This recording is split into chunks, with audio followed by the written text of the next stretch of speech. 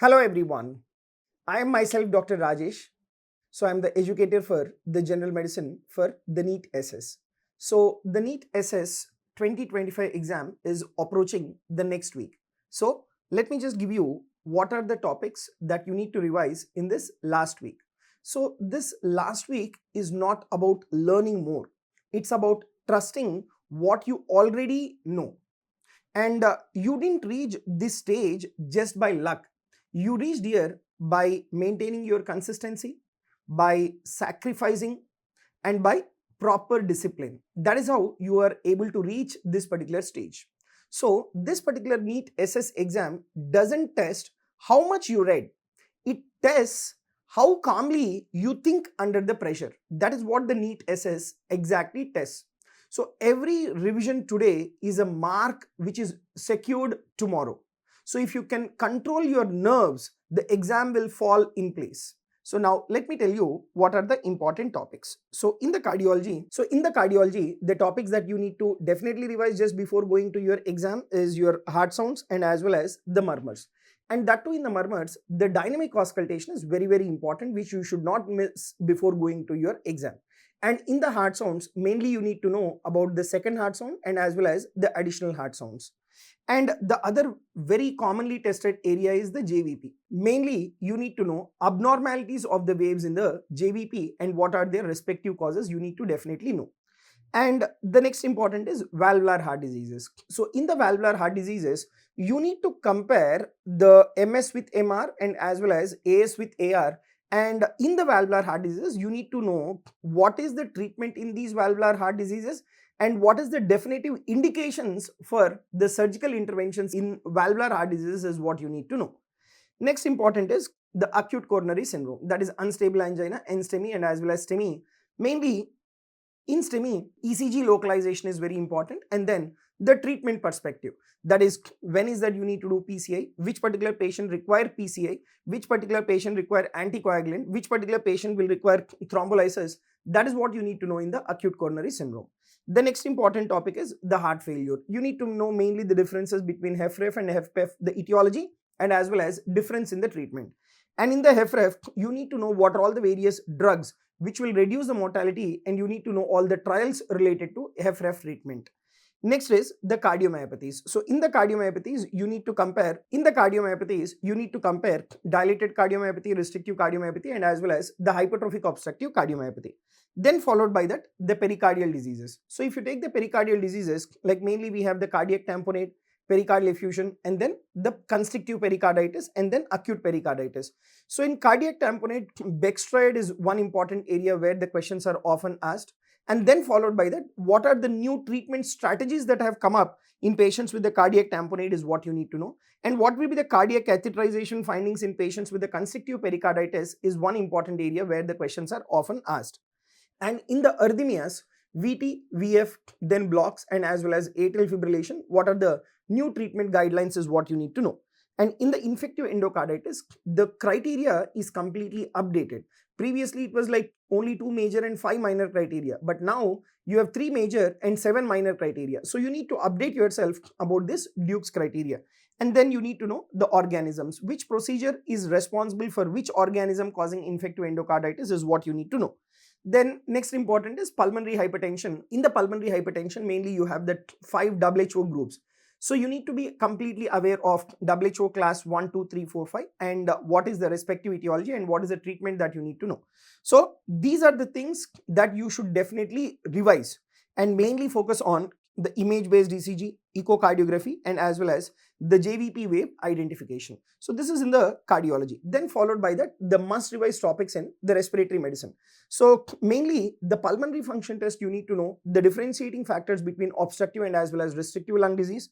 Then followed by that, the asthma and as well as COPD. Both of them are obstructive lung disease. How is that you will be able to differentiate based on pulmonary function test and what is the reversibility testing is what you need to know. Next important is the ARDS. ARDS, you need to know about the criteria. The name of the criteria is Berlin's criteria, which has been updated. You need to know what is mild, moderate, severe form of ARDS based on the Berlin's criteria. Next important is the HRCT patterns in case of interstitial lung disease. So you have various types of interstitial lung disease, and what will be the HRCT patterns in these various forms you need to know.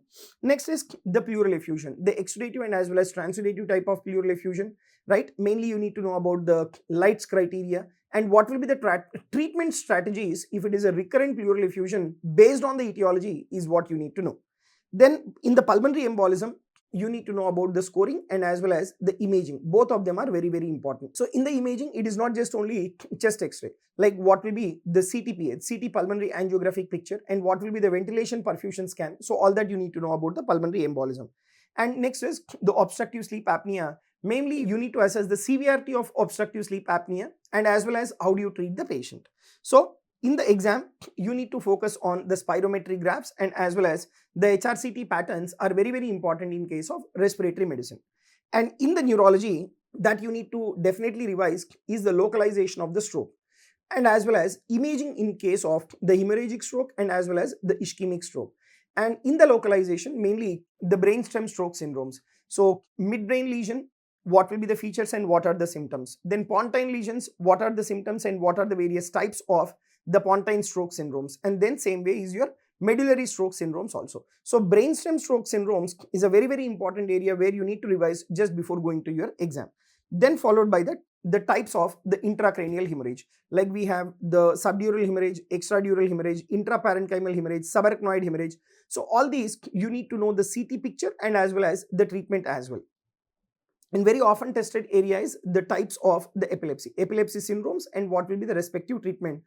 And very important is the EEG pattern in the various types of epilepsies is what you need to definitely know just before going to the exam. And in the neuromuscular junction disorder like myasthenia gravis and as well as Lambert-Eaton myasthenic syndrome, mainly there is one particular table of differences between these two. That table you need to revise just before going to your exam, and that will help in making out the answers on this topic. Then is demyelinating disorders. So in the demyelinating disorders, you have central demyelinating disorder and peripheral demyelinating disorder. The central demyelinating disorder is multiple sclerosis, which you need to know about this. And McDonald's criteria in multiple sclerosis is a very, very important thing. Then we have a variant of multiple sclerosis called neuromyelitis optica, so which you should be completely aware of. Next is the Parkinsonism, degenerative disease, Parkinsonism and atypical Parkinsonism. And in the atypical Parkinsonism also, you have another 4 to 5 types. You need to be completely aware of the atypical Parkinsonism, what will be the features, what will be the MRI picture, and how do you treat them. So that is what you need to know in case of the atypical Parkinsonism. Then peripheral demyelinating disorder, that is Guillain-Barré syndrome, which is acute inflammatory demyelinating polyneuropathy. That you should be able to compare that with chronic inflammatory demyelinating polyneuropathy. So exam focus should be mainly on the MRI images and as well as the clinical localization.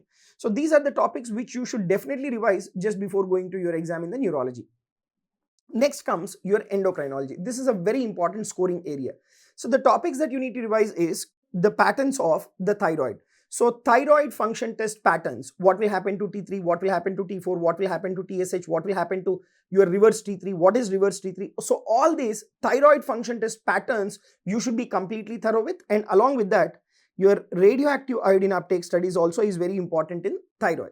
Next is diabetic emergencies. So in the diabetic emergencies, diabetic ketoacidosis is often tested area, then followed by that hyperosmolar non-ketotic coma, and then the other emergencies like hypoglycemia you should be completely aware of. Then coming to the adrenal disorders, the diagnostic workup of Cushing's, very, very important area for the exams. Then electrolyte abnormalities in Conn syndrome and how do you treat, very important area for the exams. Then in case of Addison's, what is the difference between primary and secondary adrenocortical insufficiency and how do you treat, very important area for the exams. Then pheochromocytoma. So how do you work up for pheochromocytoma? What is the most sensitive test? What is the confirmatory test? How do you treat the patient with pheochromocytoma? So in the adrenal disorders, these are the areas that you need to touch upon before the exam. Next is pituitary tumors. So in the pituitary tumors, very important is prolactinoma. How do you work up and treat? Next is the acromegaly, that is somatotroph type of pituitary adenoma. So how do you work up? What is the first line investigation? That is IGF-1. And what is a confirmatory test? That is your glucose tolerance test. And how do you treat these patients with acromegaly is what you need to know. And in the calcium metabolism disorders, treatment of hyperparathyroidism, treatment of the hypoparathyroidism, then pseudo-hypoparathyroidism, and pseudo-hypoparathyroidism is what you need to know. Next, coming to the men syndromes. So men syndromes, previously it was men 1, men 2, men 3. But now men 4 is also added, which you need to be completely aware of. Then along with that, autoimmune polyglandular syndrome. Autoimmune polyglandular syndrome, you have type 1 and as well as type 2. What are the subtypes? I mean, in the sense like what are the variables that you have in APS1 and what are the variables in APS2? You need to be completely aware of. So lab-based multiple choice questions are the very important things that can be asked in your endocrinology. Now, the next important is gastroenterology and hepatology. So in the hepatology, the acute and as well as chronic liver disease, mainly the alcoholic hepatitis, the scoring systems, that is Madrid's discriminant function score, Child-Pugh score, right? And then MELD score. So the scoring systems, you need to be completely thorough of it, and what are the cutoff scores and what is that you need to do whenever you cross the cutoff. So that is what you need to know in the liver pathologies. Next is, in the cirrhosis of liver, you have the complications. What are the complications of cirrhosis of liver? Like portal hypertension, ascites, then spontaneous bacterial peritonitis, hepatic encephalopathy, hepatorenal and hepatopulmonary syndrome. So regarding these complications, you need to know how do you handle these complications and what are the risk factors for the development of these complications. Out of this, portal hypertension you should not miss at all just before going to your exam.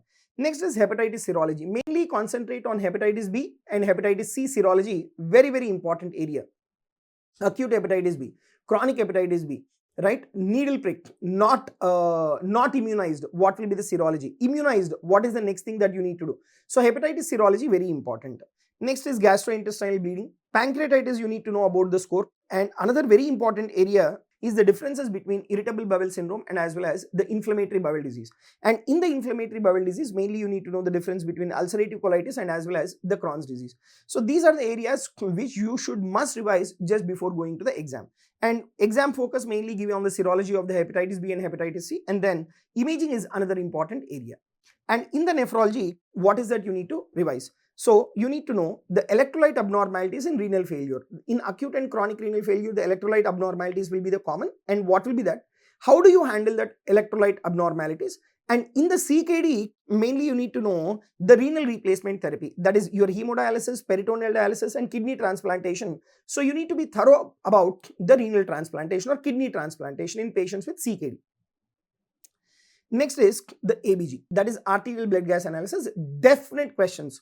So in the ABG, you need to know how to make out compensated, partially compensated and uncompensated, right? And you need to know what is the primary disorder, what is the secondary disorder. And next you need to know anion gap and as well as corrected anion gap. Then you need to know about the delta ratio and as well as the delta gap, right? And then you need to know about the mixed acid base disorders.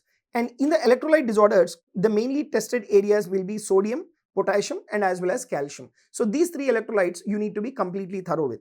And in the glomerulonephritis, mainly nephrotic syndrome and nephritic syndrome, what are the various etiologies causing nephrotic and what will be that histopathological examination in that? And what are the various etiologies that will be causing nephritic syndrome and what will be the histopathological examination in that? Then followed by that, you need to be thorough with about the tubular disorders. And then I was saying you about the dialysis, hemodialysis and peritoneal dialysis, what are the indications and what are the complications is what you need to know. So exam focus mainly on the ABG interpretation, very, very important area for your questions. Then followed by that, the infectious diseases. So infectious diseases like mainly fever with rash, the entire differential diagnosis you need to know, how you should evaluate also you should know. Next is fever of unknown origin or pyrexia of unknown origin. You should be completely thorough about this. Next is sepsis and as well as septic shock. What are all the various algorithms that you need to follow? Tuberculosis, there is WHO has given the new first line anti-tubercular therapy. So you need to know about the regimens that we use in tuberculosis. What is MDR tuberculosis? What is XDR tuberculosis? What is pulmonary and extrapulmonary tuberculosis? This is very important regarding to TB. Next is HIV. So HIV, the CD4 count, what is the treatment strategies or treatment regimens, what are being presently followed, and the CD4 correlation and opportunistic infections. And very, very important area is the infective endocarditis. In the cardiology we have discussed, and then some tropical infections. So you need to know about the clinical scenario and as well as laboratory correlation whenever you want to make out the infectious diseases. And in the hematology, what is that you should definitely revise? Approach of anemia, like microcytic anemia, macrocytic anemia, normocytic anemia, approach is very important. Next is hemolytic anemias. So we have acquired causes and genetic causes for hemolytic anemias. What are all the various causes and what will be the differences and what will be the pattern is what you need to know. Next is leukemias. So in the leukemia, AML, CML, ALL, CLL, treatment is very important. Next is Hodgkin's lymphoma and as well as non-Hodgkin's lymphoma. And in multiple myeloma, you need to know the criteria for diagnosis of multiple myeloma and how do you treat multiple myeloma. And in the coagulation disorders, very important is hemophilia treatment and types of hemophilia, very, very important. And next is the blood transfusion reactions. So there are some acute reactions and there are some delayed reactions. So all these transfusion related reactions you should definitely be completely aware of. Next is the peripheral smear images are very, very important. And some pharmacology topics also you should revise just before going to the exams. What are the various emergency drugs that we see in the ICU? What are their dosages and what are their indications? Anti-arrhythmic drugs, very, very important, which we are using in coronary care unit. What is a first line drug? What is an alternative drug? What are the contraindications of that anti-arrhythmics? You need to know. Then spectrum of the antibiotics, chemotherapeutic drugs, drug-induced diseases, and then contraindications to drugs. And drug of choice questions are another very, very important area that you need to completely focus. So these are the questions or these are the topics that you need to revise in the pharmacology. So actually, if you take the syllabus looks very vast, but the questions are limited. So you have already seen most of these topics, most of these questions. So this exam is just another clinical round. So you just observe, analyze and decide. Okay. So you don't need to be perfect, but you need the proper precision. Okay. So if you are already under the pressure, that means pressure means you are close to something very important. So today, just do the calm revision, and the calm revision that you do today, that creates tomorrow's a very clear answers. So let's not revise to panic. Let's revise to dominate the NEET SS exam. So sit back, stay relaxed, and let's convert the efforts into rank. Thank you very much.